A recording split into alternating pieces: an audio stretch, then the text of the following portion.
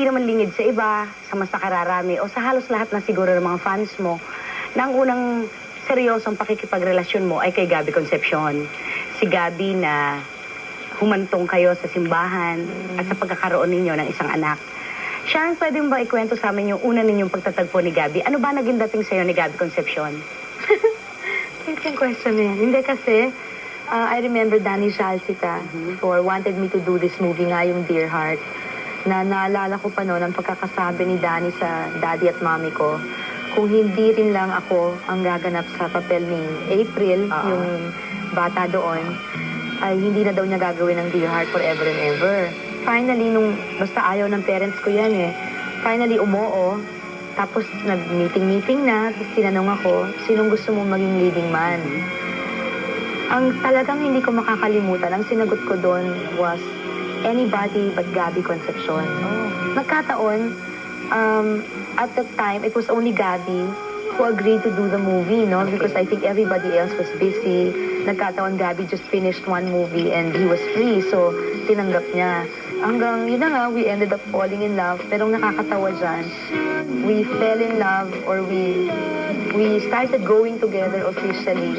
Nung tapos na namin yung movie, nasa dubbing na kami. Ayun. Hanggang nagpo-promote na kami. Okay. So, Sharon, nabanggit mo na noon kung paano manligaw ang isang Gabby Concepcion. Di humantong na nga kayo sa kasalan, di ba? Siyempre, ang sumunod doon, yung paglilihim mo na, di ba? Nung bang mga panahon ng paglilihim mo, naging supportive ba sa'yo? Ano ba si Gabby Concepcion bilang asawa na? He was a very loving husband naman. Although, siguro kasi bata kami pareho eh. Meron pa siyang ibang gustong, kasi nagbibinata, parang ganyan. Marami pa siyang Hindi pa sawa hobbies. sa pagkabinata. Oo, parang marami pa siyang gustong gawin. Hindi lang sa trabaho, hindi lang sa, siguro marami siyang dreams pa. Marami rin siyang gustong, a lot of things took up his time, no? Sharon, nung sinabi mo rin sa amin noon sa mga interviews natin na yung pagkakamali naman hindi lang sa side ni Gabby. Of course, meron ka ring sariling mga pagkakamali or kakulangan, di ba? Sa palagay mo, ano yung pwede mong sabihin sa kanila na naging pagkakamali ni Gabby at mga naging pagkakamali mo rin sa relasyon ninyo? Siguro dala rin ng kabataan. Maraming bagay na dapat responsable ang isang tao, hindi niya nagagawa yung bagay na yung either siya o ako, no? Minsan ako napakasilos ako, no? Dahil syempre, gwapo-gwapo ni Gabby. Tapos, ang feeling ko nun, lahat ng babae, Kaagaw mo. kapapanganak ko naman, taba-taba ako. Galit na galit ako pag merong naririnig ako. So, Sharon, siguro narinig mo na rin yung comment ng iba na kung pagkukumparahin daw yung pagmamahal niyo sa isa't isa, parang lumalabas na mas minahal mo si Gabby kaysa sa minahal ka niya. Totoo tingin ba ko, yun? oo, I really built my whole world around Gabby eh. Sinara mo isip mo sa Sinara iba? ko isip ko sa lahat. Nakasentro lang. Ang feeling ko noon,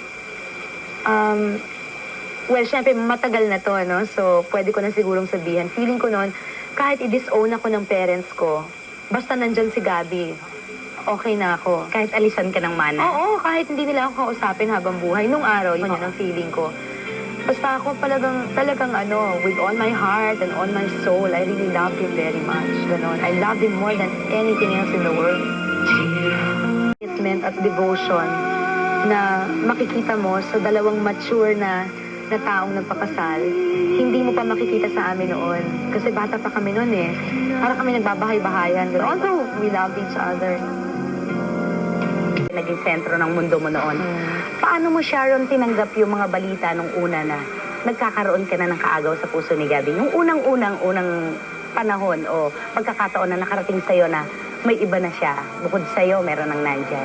Siyempre, nasasaktan ako yung nandyan yung iniisip mo, baka hindi na niya ako mahal, baka totoo ito, baka ganito, baka ganyan, ano pa ba ang kulang, At ano saka, pa ba? sabi mo nga, Sharon, ikaw pa naman yung klase ng taong kung ako lang. Oo. Nung naghiwalay kasi kami, I prepared already myself na kung aalis ako dito at magbabalikan kami, be good, no?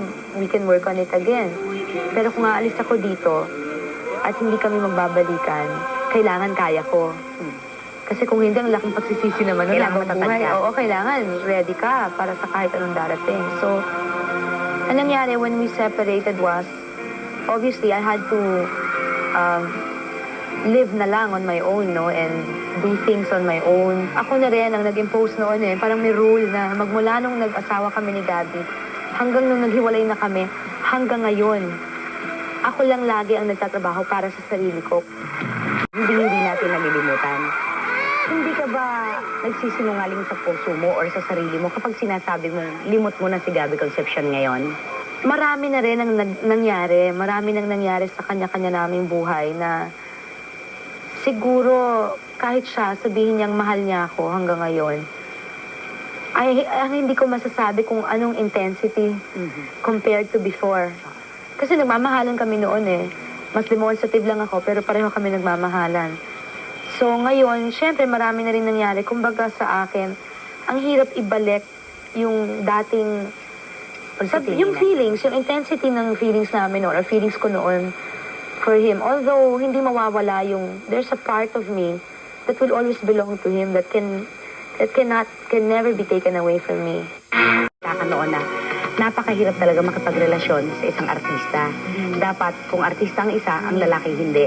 So Sharon, ano ang dahilan at nakipagrelasyon ka pa uli sa isang artista kay Richard Gomez? Well, tinamaan ako. Tinamaan ka? Na-in love ako. Kasi at the time si Richard courted me and treated me like a lady and really treated me well. So, I mean, ang akin, sinabi ko rin noon, I remember dati na sinabi kong mas maganda kung hindi dalawang parehong artista ang magsama. Pero sinabi ko rin na sa bagay hindi makukuha sa kung artista o hindi artista yan. Kasi pwede kang makakilala ng lawyer o doktor o isang businessman na hindi ka naman maganda tatratuhin, di ba? So, when I met Richard, it took a while. Dalawang pelikula kami. At hindi pa siya lumiligaw noon.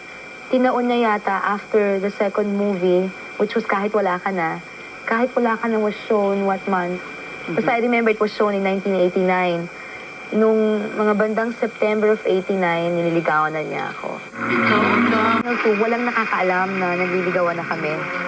So, mamaya yung driver niya, papasok dun sa studio ko. May dalang bulaklak tsaka pizza. Hindi alam ng mga tao kung kanino galing. May sulat. Basta, sulatan lang kami ng sulatan na ganyan. Naalala ko pa, there was that time na guest si Richard sa show ko na surprised ako. So, kitang-kita ako so happy, no? Nakala lang ibang babae, kilig lang ako, kala ng audience. Hindi nila alam, nagliligawan na kami. Kaya, parang di ba pinapalo ko siyang ganyan. Ikaw talaga, parang ganyan. Na, it was so, nakakatawa na what you call it, nagpapakiramdaman na kami kasi during those days. At as you know, nung una kami nag-on, hindi naman namin agad nilabas sa public eh. Diba? It took a year, a year yata bago kami umamin. Hindi sa porke nagde-deny kami. Hindi sa yung, mangloloko kami ng tao. Hindi yun naman ang gusto mo, kaya ka nagde-deny. Minsan ang gusto mo lang, patahimikin nyo lang kami. Parang ganon. Because you want naman to try your best to make something work eh, hindi ba? I had a really nice time. We had a very nice relationship. We were very good friends up to the very end. Yung sitwasyon ni Gabby, kasi kung noon mas minahal mo si Gabby, doon naman sa panahon ninyo ni Richard, siya ang mas nagmahal sa'yo ng talagang todong-todo. Kaya lang yata may... Pareho lang? Oo, pareho. Kaya nga kasi nangyari sa amin ni Gabby, nung nag-split up kami, masama ang feelings namin towards each other eh.